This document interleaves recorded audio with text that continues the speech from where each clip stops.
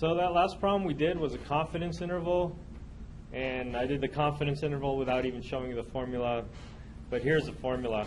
So we're familiar with the notation already, the p-hat business. So p-hat 1, p-hat 2, and then they have basically, if you compare it to a confidence interval that we had from way back when we did the confidence interval for proportions, it's really a p-hat minus e less than p less than p-hat plus e, except instead of just a regular p-hat or p, it's a p-hat 1 minus p-hat 2, and then the p got replaced with p1 minus p2, the difference. The margin of error looks fairly similar. It's a little bit different, but it's the same business. If you compare it to the margin of error from before, it was z sub alpha over 2, the critical value that we would have found, and then there's p hat q hat divided by n. This time they have p hat q hat, or p1 hat q hat 1 divided by n plus p2 hat q2 hat divided by n2. So it really, literally, just an extension from what we've been doing before, and it still works for us. So, okay. All right, let's go to the next section. Again, if you did just download the PowerPoint, you can take a look at all this stuff. Let's look at the next section, and this time it's looking at finding the hypothesis test, or doing a hypothesis test in confidence intervals for two means or two samples. Now, 9.3, this section talks about dealing with two samples where you have independent samples. 9.4, we'll see, is going to deal with two samples when the samples are paired. Okay, and so we'll take a look at what those what the distinction is between those two different scenarios, but we'll focus on this idea of having two independent samples for now, because even in this section, this is broken down, or the book breaks this down to 2 or 3 options. We're going to stick with just 2 options. The third one, I'll mention it, but it's not practical, and so it's not really necessary for us to deal with. So here is the first part we're going to assume, and this is the one that comes up the most. And if I were to ask you a question on the test, I'll probably be asking you a question that's more focused on this. So independent samples, and sigma 1 and sigma 2, the population standard deviations for the two different populations that we're dealing with are unknown, and we're going to assume that they're not equal. Since we don't know it, there's no way for us to assume that they are equal. It doesn't make sense for us to assume. But that's the other part that I eliminated from this section, and I don't want to talk about that because it's just going to get confusing. So we'll just assume that they're not equal, and the fact that they're not equal, there's going to be an option in your calculator that's going to ask you something, and that's really directed towards, are you assuming that your sigmas are equal? And we're always going to say no. Okay, so just like section 8.2, no, section 8.4, where you don't know anything about sigma, we use a t-distribution, so we'll also use a t-distribution here. They start off this section with a definition that's going to help us distinguish these types of problems versus the types of problems in the next section. Two samples are independent if they are not related. and two samples are dependent or match pairs if the members of one sample can be used to determine the members of the other sample. Okay. So I don't know if these definitions make sense right now, but hopefully when we go to the next section and talk about dependent samples, and we come up with a few examples about them, then they will be clear. All right, we have our standard requirement business. The last section, they kind of put the requirements 2 and 3 together. The samples are independent and are simple and random, but here they split it up again. But more importantly, we're assuming that sigma 1 and sigma 2, the standard deviations for the populations, for the two different populations, are unknown. And since we don't know anything about them, we're going to assume that they're not equal. And then we want either or both. The two sample sizes are large enough with n bigger than 30, or the two samples come from a population that is normally distributed. So these are requirements that you would normally check in a real-world situation. For our class, we're just going to assume that it's true, unless the homework asks you specifically to check. All right. So here is our test statistic, the formula for a test statistic.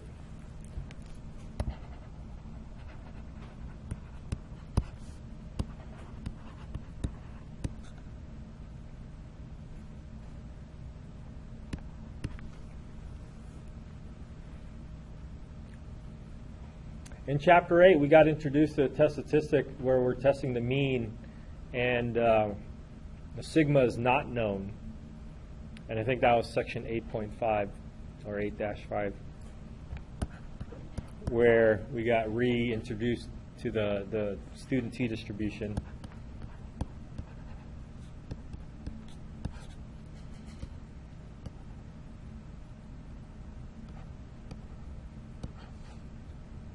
I don't know if S was squared there.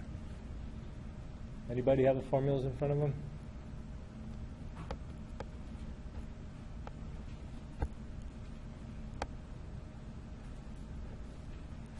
Is this S or S squared? From section 8.5.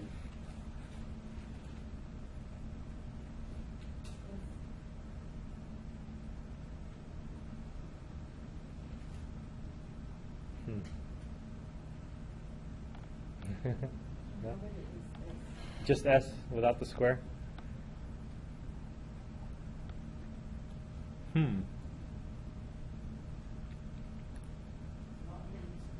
What?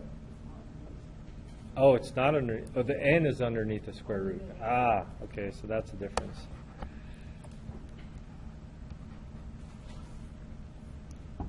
Okay, well, if S was squared, then it can go underneath the square root, and then it'll look just like that. Well, it wouldn't look just like that. There's a plus there. But they also didn't mention the possible null and alternative hypotheses. We can do that like we did in the previous slides.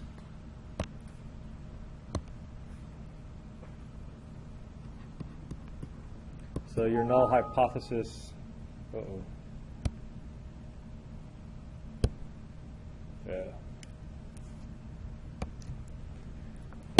your null hypothesis would be mu1 equal to mu2, and then your alternative hypothesis, mu1 not equal to mu2,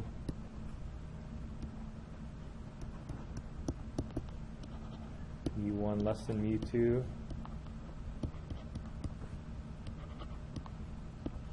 mu1 bigger than mu2.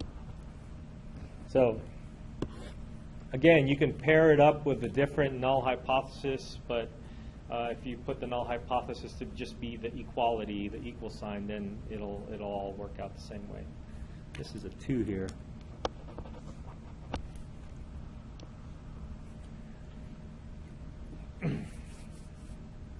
So this is it. You got your null hypothesis, you got your test statistic to test it, and then you would come up with the same conclusions, go through the same steps.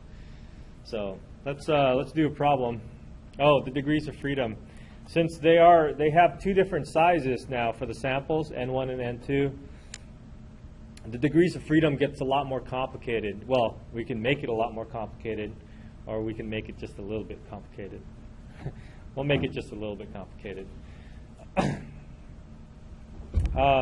In this book, we use a simple and conservative estimate that the degrees of freedom is just the smaller of the two ends, the 2 degrees of freedom from the first sample or the second sample.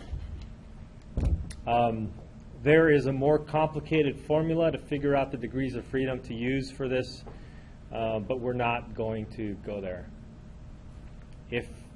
If you decide to use what we've been calling the traditional method, where you have to find a critical value, in order to find a critical value, you need the degrees of freedom, and the degrees of freedom, we'll just use the smaller of the 2 ends, or the smaller of the 2 DFs.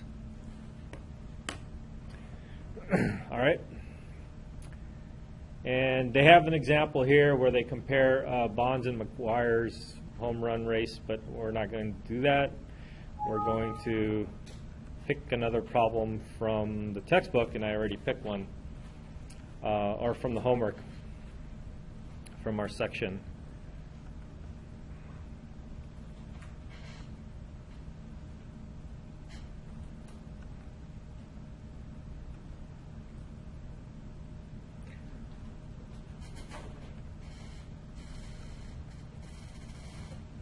So, this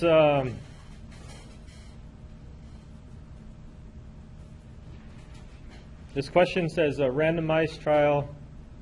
Oh, this is talking about a confidence interval. We'll do a confidence interval. We'll do a hypothesis test on a confidence interval. A randomized trial tested the effectiveness of diets on adults among 44 subjects using diet 1. The mean weight loss after a year was 2.8 pounds, and they give a standard deviation. With 44 subjects in the second diet, the mean weight loss was 1.6 pounds. The standard deviation is 6.1. We want to, instead of constructing a 95% confidence interval, let's first do a hypothesis test. And let's see. Test the claim that, what should the claim be? That diet 1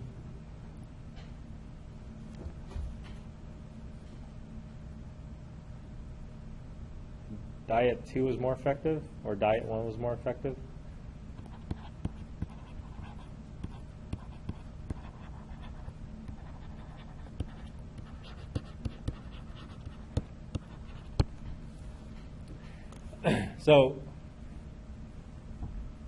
So I think this is a fair statement for our claim, and it's going to make you think a little bit more, because it's not just automatically, the statement doesn't automatically convert to a mathematical statement.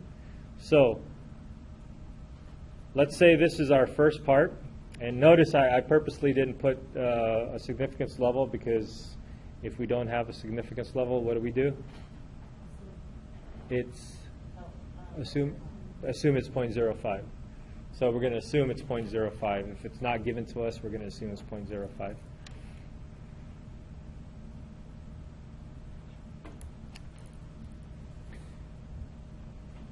Quiz number 4 is up already, right?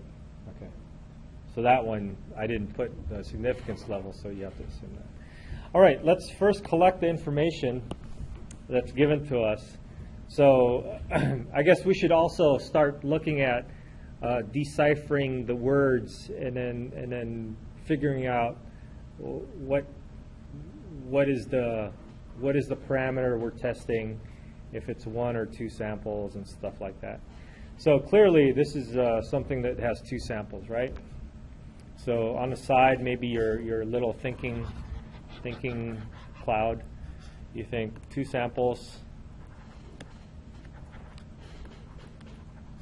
And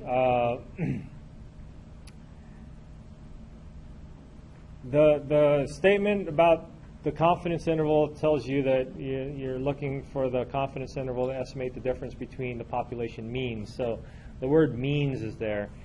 Test the claim that Diet 1 was more effective than Diet 2. That has nothing to do with, it doesn't say anything about the means, right? But in a way, you have to assume that, because as you're reading this, they give you information about the mean and standard deviation. And testing the standard deviation tests the variance between these two things. And so it would make sense that we are testing the means. So this is mean. And whether you're dealing with one or two samples, if you're testing the mean, one of the criteria is that, or one of the other questions you would ask yourself, do you know the population standard deviation or not? So if you scan through this, we have standard deviation is 5.6, but that must refer to the sample. So we have no information about sigma. Sigma 1, sigma 2, unknown.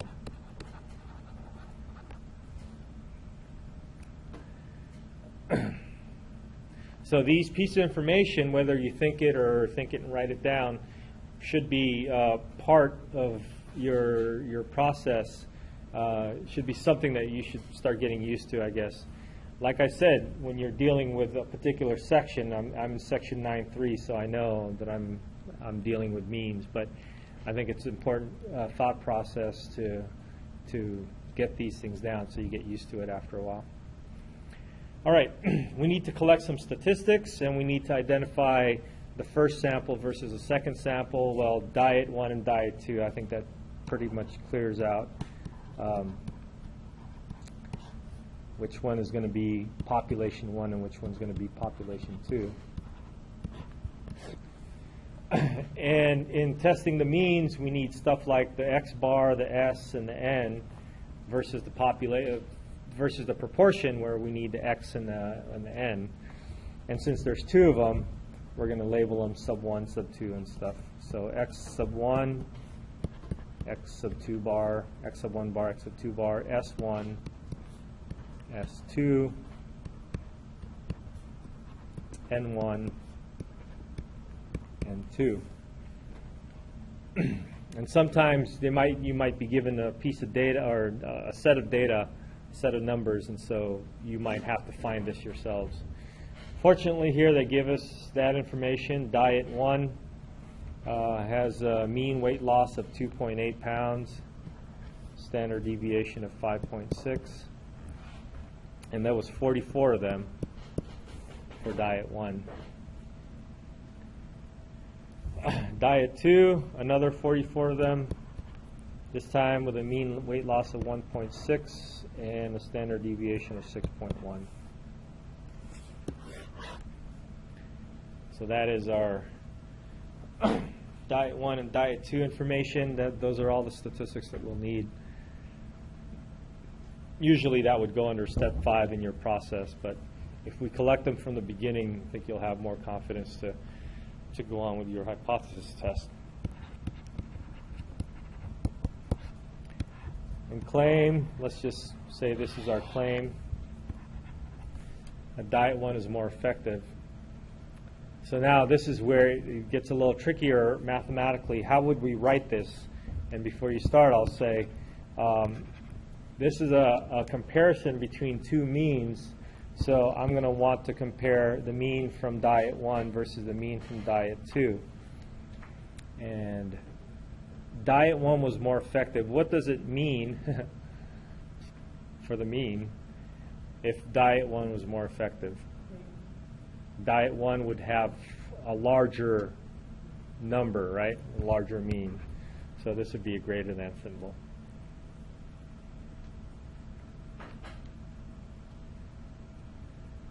All right? So once you get that figured out, you know your null and alternative hypotheses. Mu1 bigger than mu2 is the claim, and since that claim does not contain a condition of equality, it goes under the alternative hypothesis. then your null hypothesis, you can write the exact opposite, which contains a condition of equality, or you can just write equals to.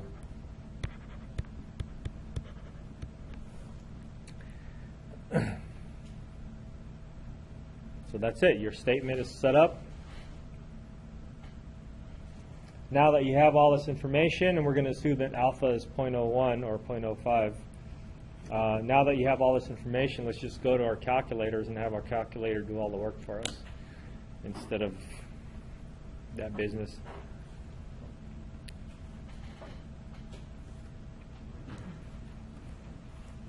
So, nope, we're not doing the z-test.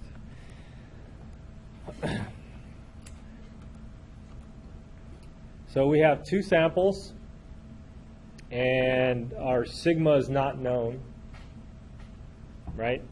So it kind of makes sense for us to use a t-test. So two-samp t-test would be our business. So we use z If sigmas were known, yes, you would use the z, and that's the other part of this section. But again, that's sigma being known is not likely in our real world.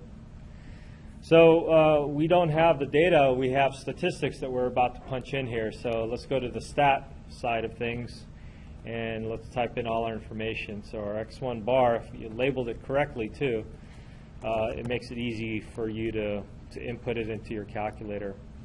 The S1 is 5.6, the N1 is 44. The second mean is 1.6, the standard deviation is 6.1 for the second, and again it's 44. And if you keep scrolling down, we have our alternative hypothesis, which is a greater than symbol, and one more down, this is where do we assume that the population standard deviations are equal? If we assume that they're equal, we're going to pool it together, and that's the pooled yes business. In our class, we will never use pooled yes. So whenever you have a pooling option, just say no. So pooled, no.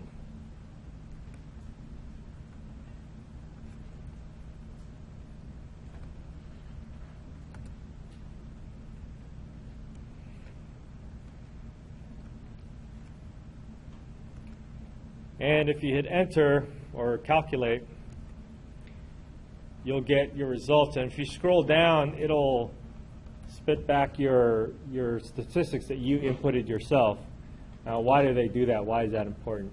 Well, it happens so that if you didn't have the original statistics, if you have just the raw data, numbers for the first list and numbers for the second list, then it'll automatically calculate that for you, and that's where it would come out here.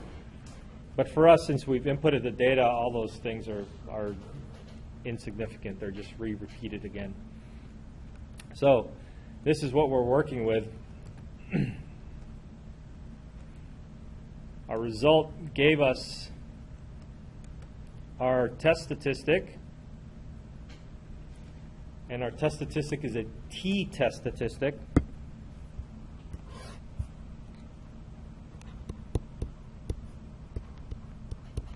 So I'll say t is equal to 0.9612 or 3.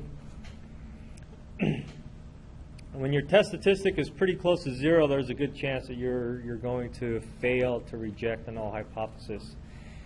Usually large test statistics for t, the go further you go out, the smaller the probability values are.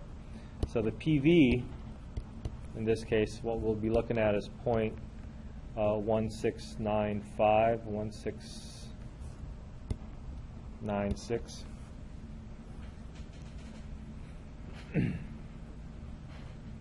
And we got this from two-samp t-test. I forgot to write two-samp t-test in the beginning here.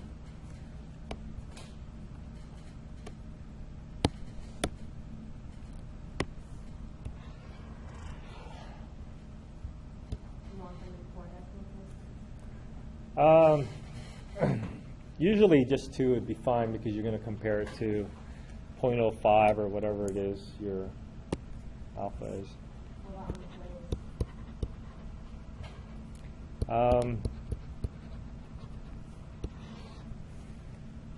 P-values, 4 decimal places. The test statistic for 3 or 4 decimal places better. So if you're doing this, what I would like you to write down is you say to use a 2-SAM t-test and then write down your test statistic and your p-value. And then from here, we make our conclusion since what is what? Since the p-value is compared to alpha is what? Greater than. Remember, we're going to assume that alpha is 0.05 and our p-value is 0.16 or 0.17. Since our p-value is bigger than alpha, we what? We fail to reject.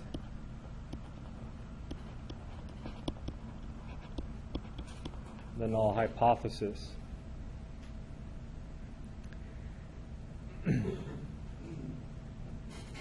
And so then that would give us a conclusion of saying, what's our conclusion? There's not sufficient sample evidence to support the claim. So there is not sufficient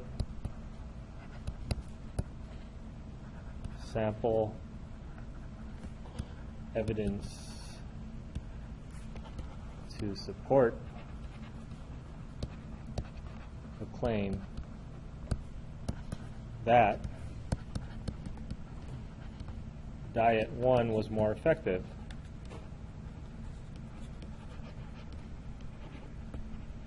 So if you look at Diet 1 with a mean of 2.8 pounds and Diet 2 with a mean of only 1.6, it looks like Diet 1 was greater. It looks like it was more, right? But based on our significance test, that greater than is not significant enough. That it's not something that's out of the ordinary. This could have happened by chance, and so there's nothing going on there. And so our probability value of 17%, 0.17, didn't give us enough evidence or enough information, not information, but didn't give us enough evidence to say that that was a significant difference. That was significantly greater. And in fact, it wasn't, because that's what our test came up with.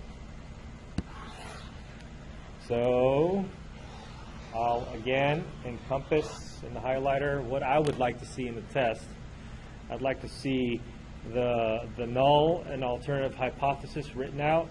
I'd like to see what calculator command you used to make your decision. I'd like to see your decision and why you made that decision. And I'd like to see, very importantly, your conclusion in non-technical terms.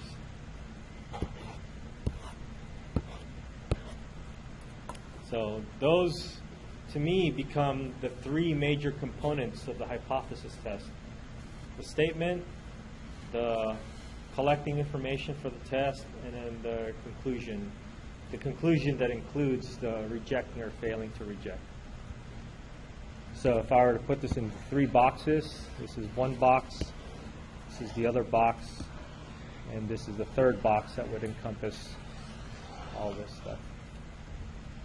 Actually, this step over here, whether we reject it or fail to reject, kind of falls more or less in between the testing part and the conclusion part, because it's that bridge to make that conclusion. But I usually like to see it just in the conclusion part. Okay. All right. So the actual problem wasn't about a hypothesis test. The actual problem was about a confidence interval. So let's actually do the actual problem and do the confidence interval. As you can see, though, the confidence interval will be exactly the same thing. Or for us, since we're using the calculator, our confidence interval will just be the very next command in our calculator.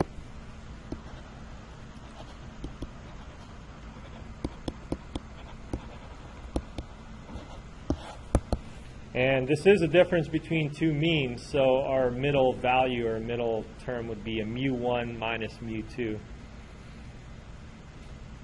So using the same information that we got up there, this is a 2-samp t-test, right? So what do you think the next one's going to be?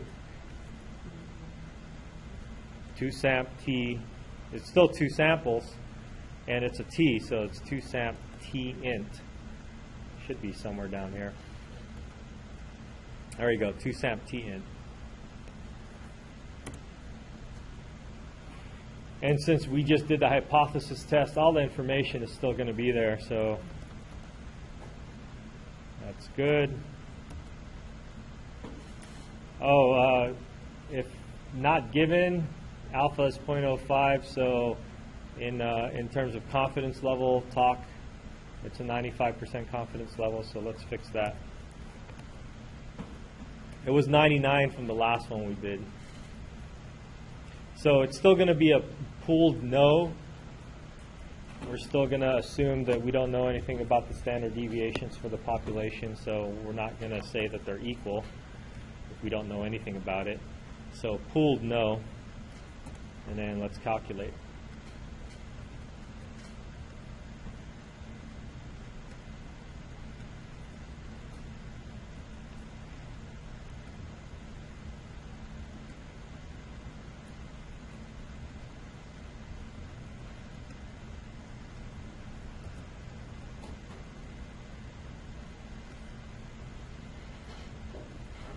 So we see that we did a 2-samp t int, and then we got our results. But remember, I want you to write it with the inequalities. So this is a negative 1.282 less than. Now, since this is a difference between the two means, it's going to be mu1 minus mu2. Less than 3.6819.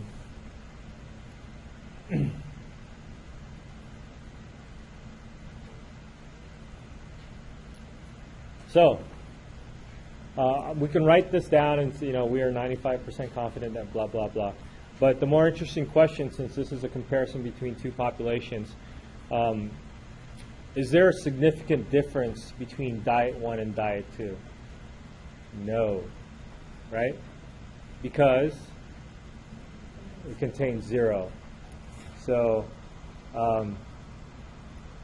since the confidence interval, I'll start, I usually don't like using CI, but I'll just say CI. Confidence interval contains 0. There does not seem to be a significant difference. There is not a significant difference between the two diets.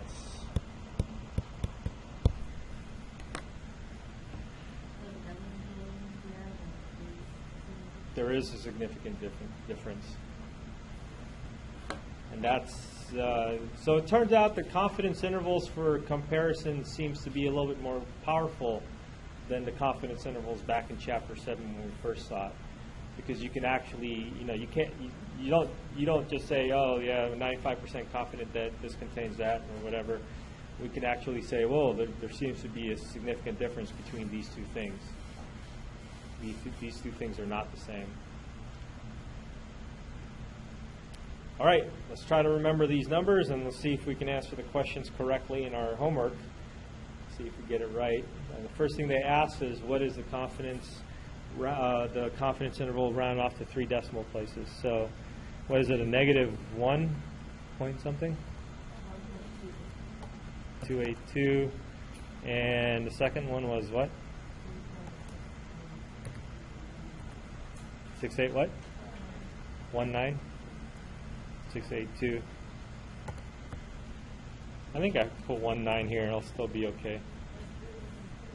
I know, but if I put 19, it should be okay, right?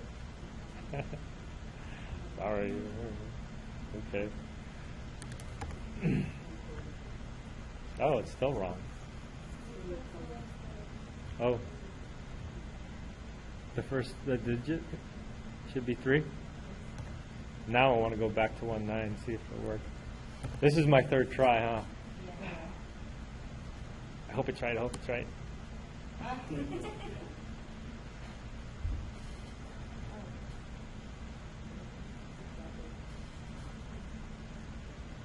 Well, they're off.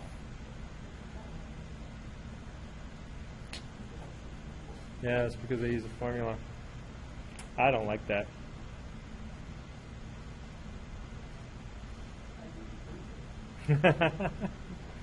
You guys probably don't like it either.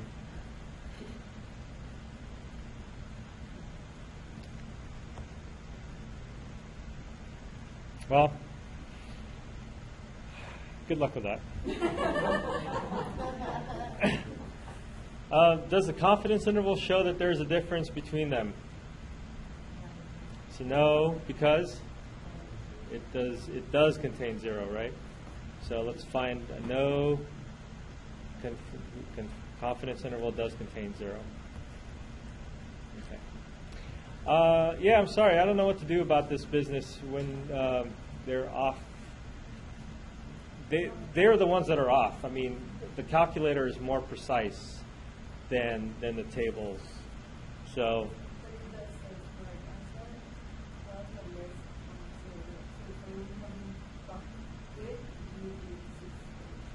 if I put a 2 instead of a 1, 9, like I was trying to get fancy. Okay. Yeah. Okay.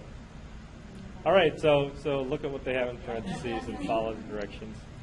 I was trying to make a point, but I guess it backfired. Sorry. Okay. All right, we good? The part here where we assume that sigma is known is, I don't know if that comes up in any of these problems.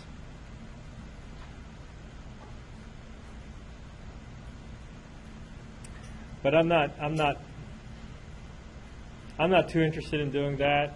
I can just tell you that it's a 2-samp Z test instead of a T test, and there's no worries about pool or not pooled business. If you look at the calculator and do a 2-samp Z test on it,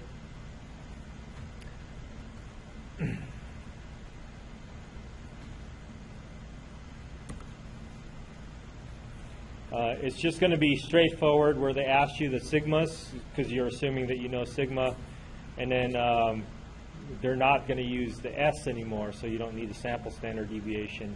And then this is all they have. So if you run into one of those problems in the homework, then that's just how you're going to deal with it.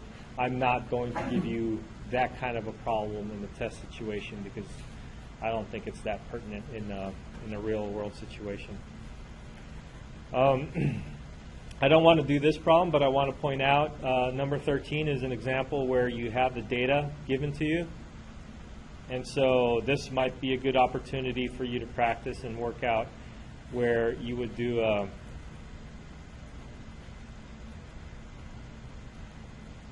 a 2-samp t-test where you would input all that information into L1 and L2 and use this option where they have, whether you have data or statistics. If you have the statistics, then you would use the stats. But if you have data, then you can have a calculator do all the calculations for you, including finding the mean and standard deviations for each of those samples, because the calculator can do that really quickly. All you have to do is put in the information in L1 and L2. A frequency for us is always going to be 1. Yeah. So that's another thing to remember.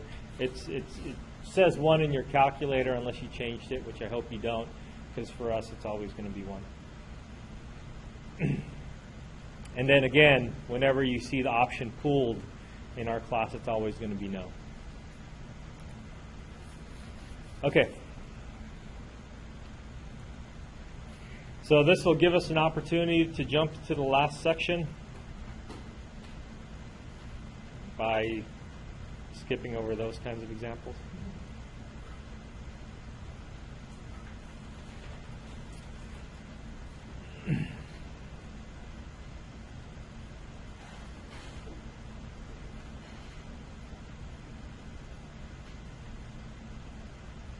So I also, since we have these PowerPoint presentation slides, I might as well just slide through them. Don't write anything down. Just look at what's up here.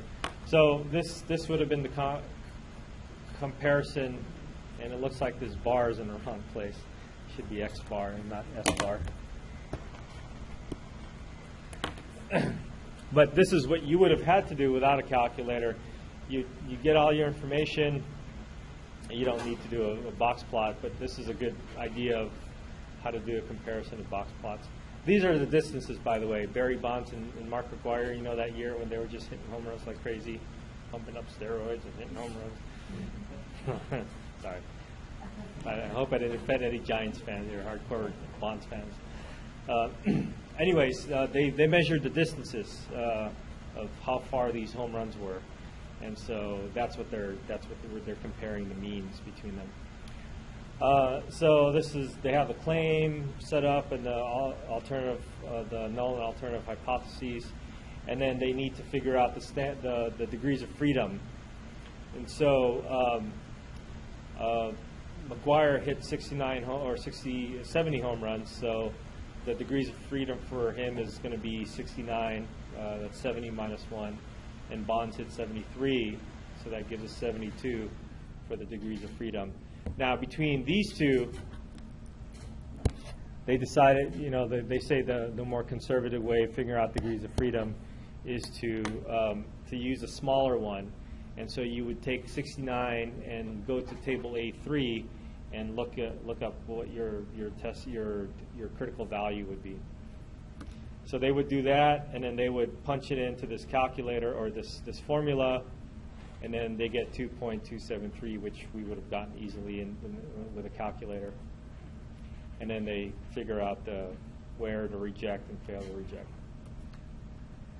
And then they have the confidence interval, the same business, where you would put in all this information, get the margin of error, and then subtract it to the difference of the means.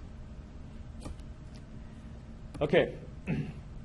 This is the part I'm going to skip in terms of doing an example, but if you know the sigma 1 and sigma 2, if you know the population standard deviations, then you would essentially, instead of S, you would be using the sigmas, and then you get to stay with a Z distribution, which is easier for us to deal with. There's only one Z distribution, but if you start looking at the T distributions, you have degrees of freedom and stuff, so that gets a little bit more complicated. And then you have this thing. They give you a little flow chart. I don't think this is that interesting because, like I said, we're probably going to be sticking with non-pooled business, so you can take a look at that or not.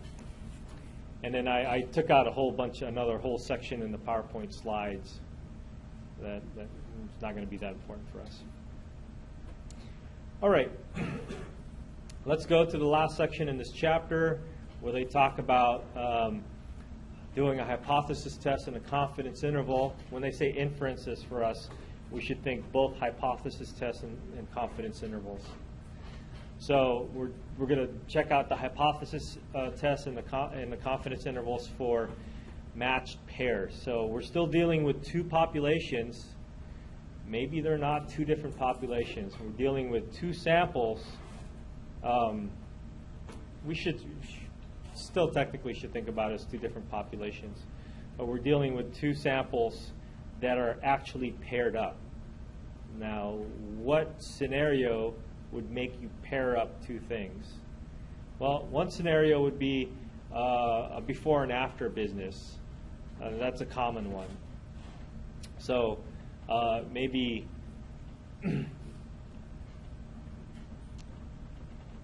if you're a sprinter or something like that, you time your 100-yard dash, and then so you do the 100-yard dash several times, and then maybe just one time. So a bunch of people do a 100-yard dash, and then these people would take this special drink with some special formula, some mixed formula, whatever, steroids. And so they would do that, and then they would do the 100-yard dash again, and then they could compare the time. So each person will have 2 times, one before they took that special drink, the second one after they took that special drink. So those are going to be the pairs for each runner will have a before the drink and after the drink time that they have. And so that would be an example of a match pairs like this. And then there's a few other.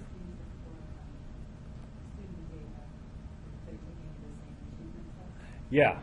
So, yeah, I guess that would be a more more common example. So a pre-test and a post-test would be another thing. So a pre-test, you take the pre-test, the same people take the post-test, and then you compare the grades and see if there's an improvement. Yeah. That probably was a nicer example than steroids or special drink. All right. So the requirements here is basically spelling out the idea that these numbers, the data sets that you're getting are going to be matched up. And so the sample consists of matched pairs. The samples are simple and random. And then this whole business that we had for our t-test again, where either the sample is large enough or the sample comes from a normally distributed, or approximately. Which, again, for our class, we'll just always assume this. Notation.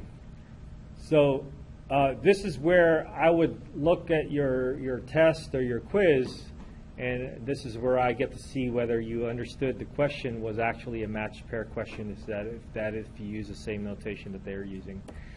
So the D is not so important. I'll tell you what the D is about when we actually do an example. But you want to find the mean difference, and so this is going to be mu sub D. So it's not mu sub 1, mu sub 2, it's mu sub D, D standing for the difference. X bar, instead of X bar, they use D bar. I probably would have preferred X bar sub D, but keeping with their notation, they're assuming their random variables are D instead of X, they're going to call it D bar. S sub D, instead of S sub 1 and S sub 2, or S sub X, they use S sub D to be the standard deviation of all the differences that you found.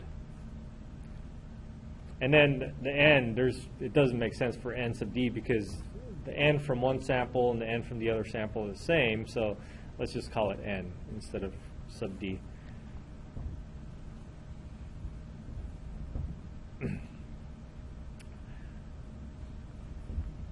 So we will be finding values for D bar, S sub D, and N. Mu sub D is going to be what we're going to assume, and then we'll talk about this. This is mu sub D for us and for the sake of what we're doing, and we're not going to get too complicated. Mu sub D is always going to be compared to 0. So it's either equal to 0, less than 0, bigger than 0, or not equal to 0. But you know how back in Chapter 8 we compared it to an actual number, an actual value. Here the value that we're going to compare it to is always going to be 0.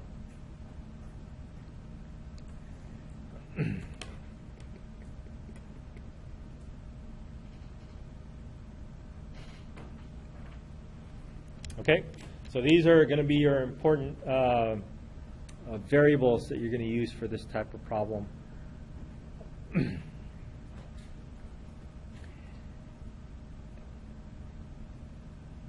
Yeah, I was going to say more stuff, but more stuff is going to be needed to be said until next chapter.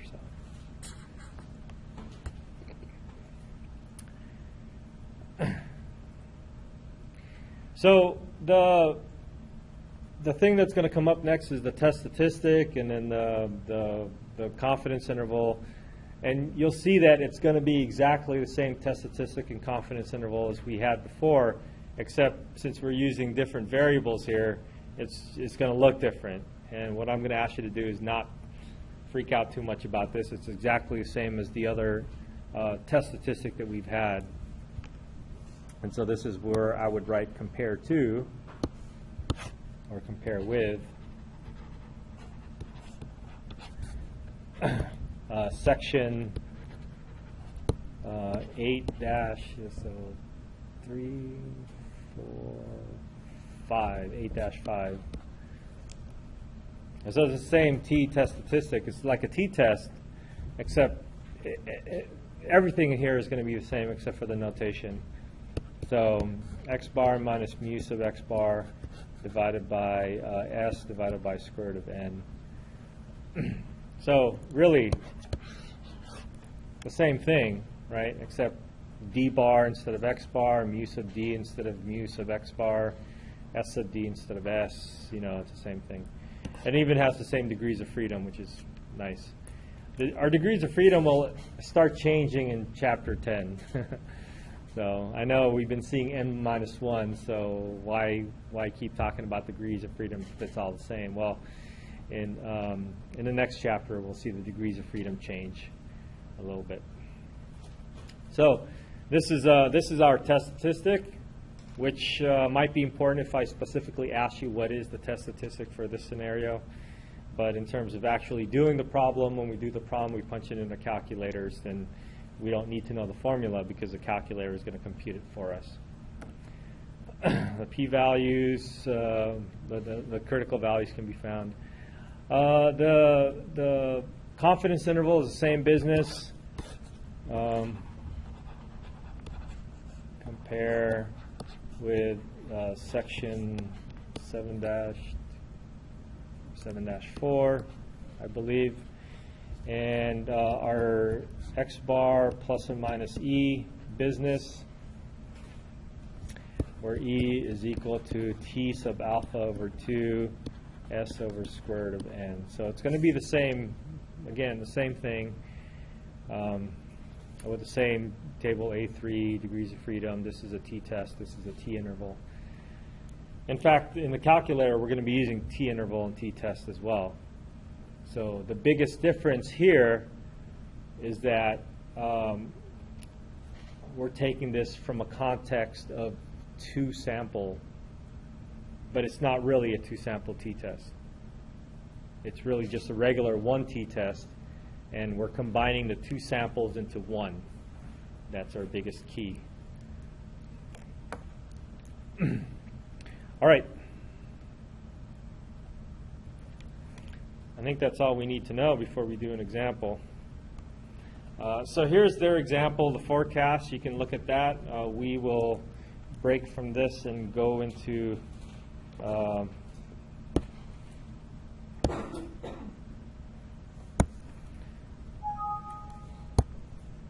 our homework and find a homework problem to do.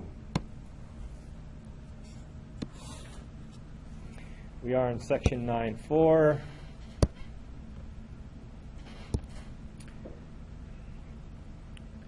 And a lot of times the data, they'll actually give you the raw data.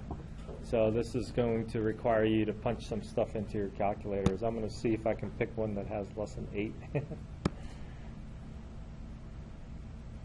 2. I guess they all have 8.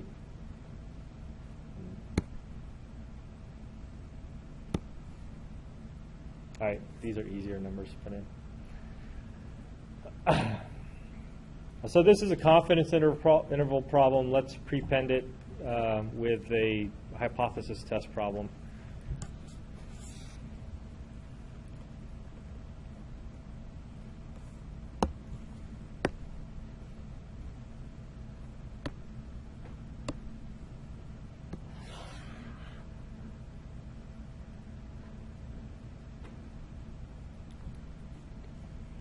I'm sorry, you guys already write it down? Can I change the problem? Something more interesting. Something that actually has looks like more like a real world problem. Now let's do this one. This is a test that you were talking about, Monica.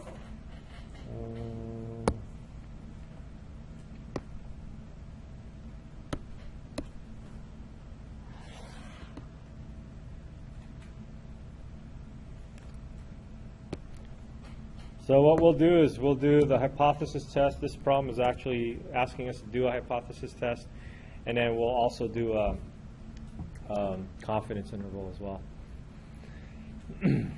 So, see what it says here. A control group of 8 students were given the same test twice to see whether retaking the test affected their scores. This is almost like a pre and post test. Below their scores on their first and second attempts. Test a claim that the difference have a mean of 0. The difference have a mean of 0 using a 0.05 significance level. What do the results suggest? Have a mean of 0. So in terms of the notation that we were asked, the first thing, the notation that was all listed down, you guys copied it down. The first one was D. They called it D. The D would be random variables, a set of random variables, so it would actually be the numbers, and the numbers would be the difference between these things. Now I'm going to write down the difference for a few of them, but I don't want to do the whole thing. But if we take the difference as the first minus the second,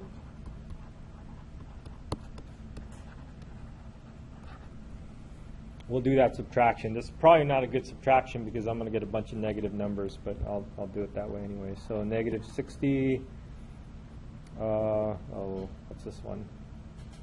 Negative 50. I'm just going to put dot, dot, dot because I'm going to have the calculator do this work for me. But that's really, I just wanted to show you that when they say D, they mean a list of data points. Just like X is a random variable that has a list of things, D is the same way. So D would be all these differences.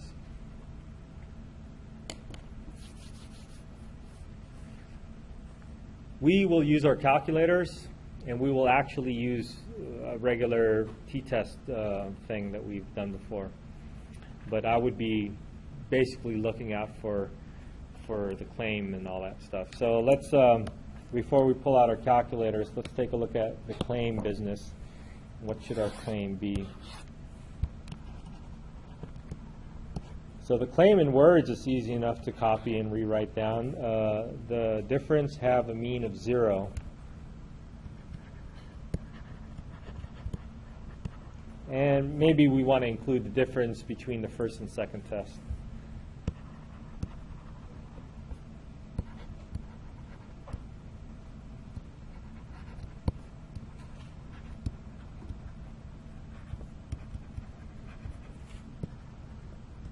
Has a mean of 0. This actually is an easier claim to decipher. Sometimes they ask you whether there's an improvement or not, and that claim in mathematical symbols would be a little bit more tricky to decipher. But let's see if we can do this one, and I'll see if I can do another one just to set up a claim. Anyways, the mean difference, mu sub d. This is where the mu sub d comes in, and it becomes important to use that proper notation. Is what? Is equal to, less than, greater than, not equal to? Is equal to, has a mean of 0, so it's equal to 0. So this will become our null hypothesis, right? And your alternative hypothesis is the not equal to business. So there is our information. The next step is to gather, well, the first step would have been to gather the data, but then gather the statistics, but we don't have the stats, we have the data. So let's punch it in our calculators. Hopefully this won't take too long. And so this is, you could do it any way you want, but this is how I'm going to suggest that you do this. The first and second one will go into L1 and L2, and it will eventually compute the differences in L3. So here's how it's going to go. I'm going to clear out my L1 list, and I'm actually going to clear out my L2 list as well. I could clear out my L3 list, but I'm not. I'm just going to overwrite it. We'll deal with that later. So L1 will be the first numbers, so that's 510 and 580. So it's a little tricky. I'm reading it sideways, but I'm writing it down. The calculator's having it written downwards, so just make sure you're okay with that.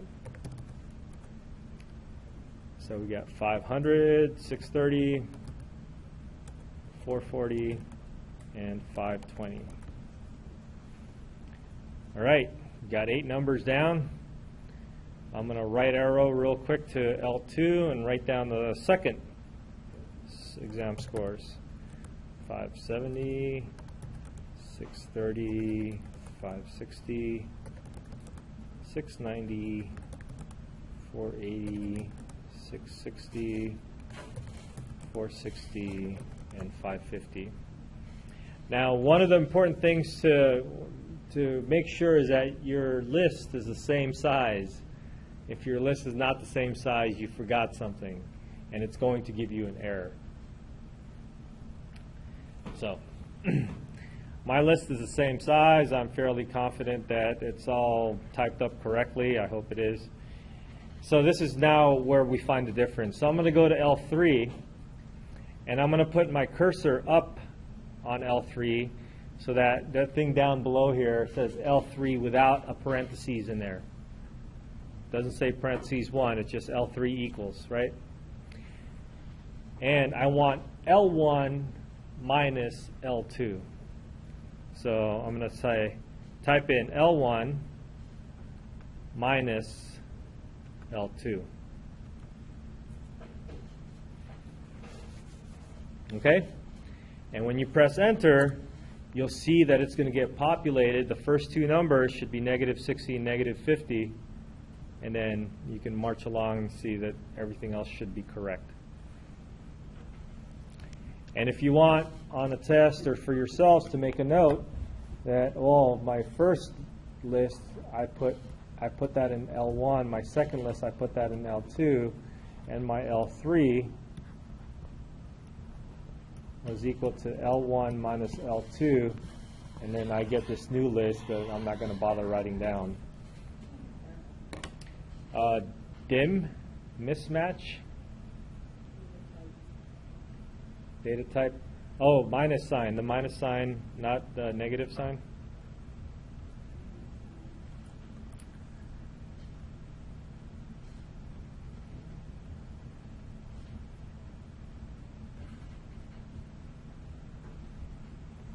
Minus, maybe.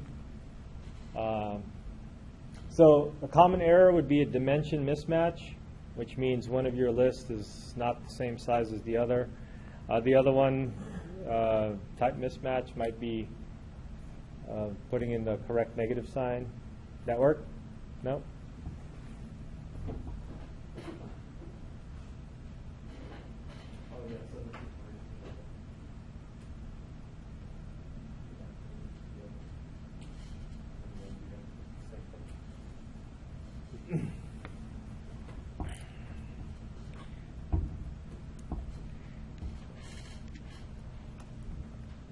Work?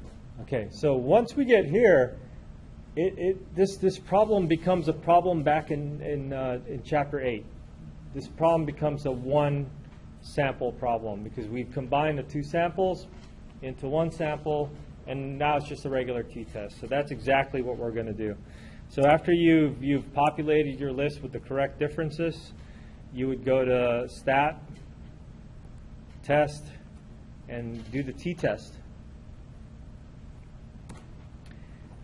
We have the data in L3, so you just have to remember that the data is in L3. And so our input is going to be data. Our mu sub 0 is going to be whatever you have, the number that you have in your null hypothesis, which is 0. So if you have something else other than 0 there, just make sure you type in a 0. And then the list was in L3. It got transferred to L3, so make sure you're using the appropriate list, so second function and number 3. Frequency is always going to be 1, and then your alternative hypothesis for this particular problem is a not equal to. It could be different for different problems, but For this one, it's a not equal to. So this is all our input, our information put in, and we're actually going to use a t-test and just have it calculate.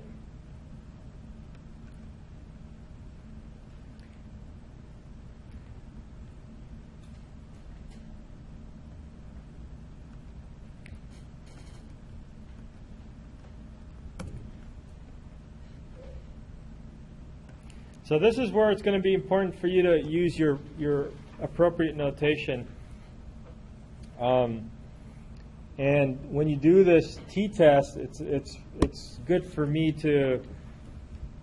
to write down as much information as possible. So you can say a t-test, and then your list is going to be an L3, which you got by subtracting L1 minus L2. That piece of information would be good for me to know. That's exactly what you're doing. I don't necessarily need to see that, but I think if you write it down, it would just be a good reinforcement. And that's really the only thing I need to see here. And then your results would be your usual test statistic, which is a t-test statistic. It looks like it's a negative 1.99.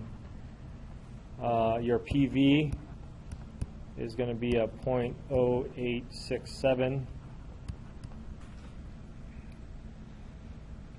And since we didn't have all this information before, it might be good for you to write down the statistics that they computed for you. Now, the statistics that they computed for you says x bar equals, sx equals, and an n equals. But remember our notation changed, right? Instead of x bar, we use what? We use d bar, and that was equal to, and this is equal to negative 22.5. Instead of s or sx, we use s sub d, which is a big standard deviation, as 31.959, let's call it 96. And then our n is equal to 8.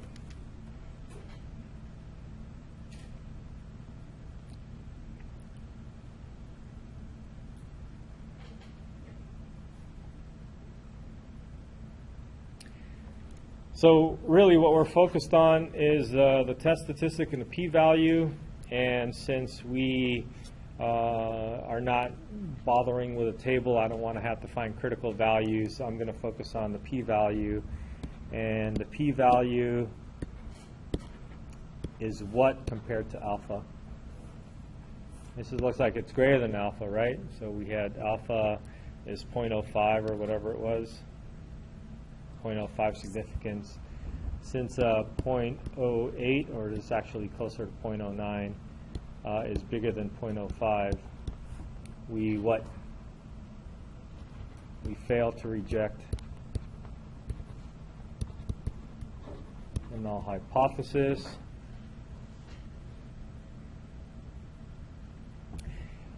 Okay. Oh, I didn't put claim here. Which one was my claim?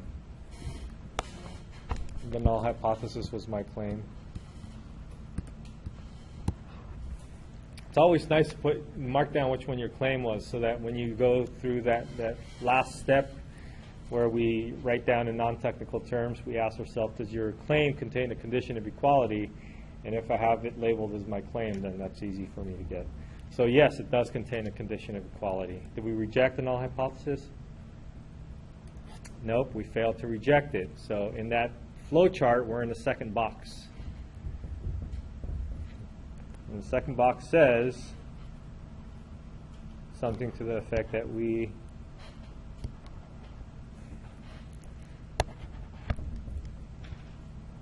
what does it say?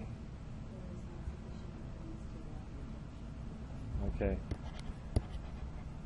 There is not sufficient evidence to warrant the rejection of the claim that the mean difference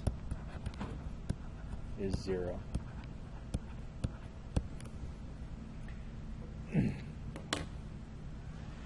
Okay, so let's see what they're asking for in this actual problem. We did more work than they're asking for, but this is the amount of work that I would expect in a test or quiz situation for me. But let's go to the homework. Can a null hypothesis be rejected? What did we do? We didn't reject it, right? We did not, so that's no. The test statistic falls in the critical region. No, the test statistic does not fall in the critical region. We didn't do that test statistic business, but which one should it be? Okay, if it falls in the critical region, then you have to reject it. So B is not the answer. So it has to be D. Okay? So that's our criteria. This suggests that it appears likely that the scores are the same after retesting. What do you guys think? Okay, let's read this information here. There is not sufficient evidence to warrant the rejection of the claim that the mean difference is 0. We didn't reject that the mean difference is 0. The mean difference is 0 means that there is not a significant difference between the two things, right? And we didn't reject that.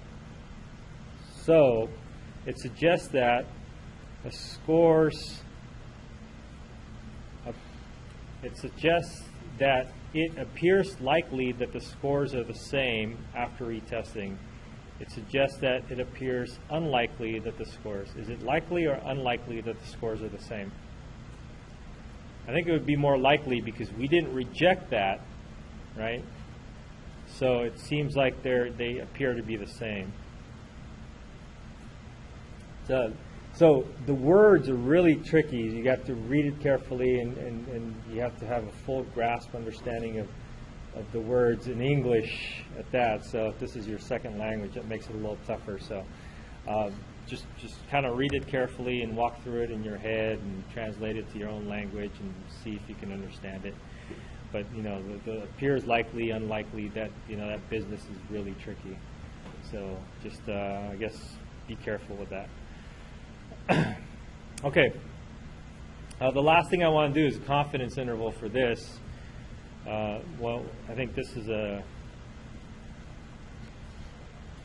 kind of worth adding to our notes here.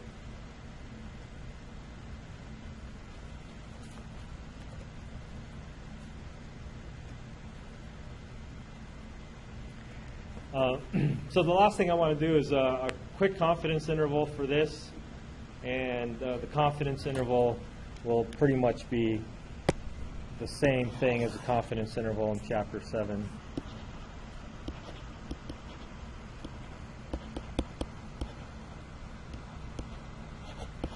So this is a regular t-test, so you would imagine that our confidence interval would be a regular t-interval. And it is going to be just that.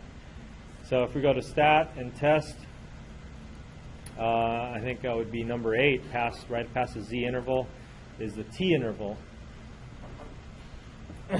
So we just run through that, and we have the data in L3 at a 95% confidence. We'll stick with the 95% confidence. We'll do the calculation.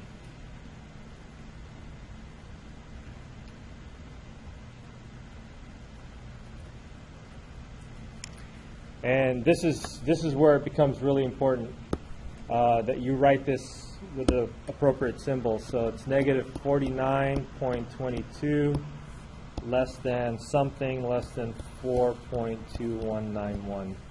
It does contain 0, right? What is that symbol that goes in between? Mu sub d, right? The same as in the hypothesis test. The null hypothesis, this is going to be the symbol for mu sub d. Contains 0, doesn't seem to be a difference, and that's the same conclusion that we got from before, but it's significantly the same. Oh, the screen right before it.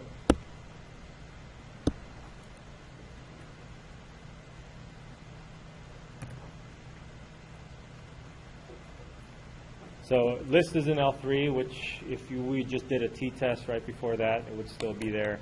95% confident if we had it the same.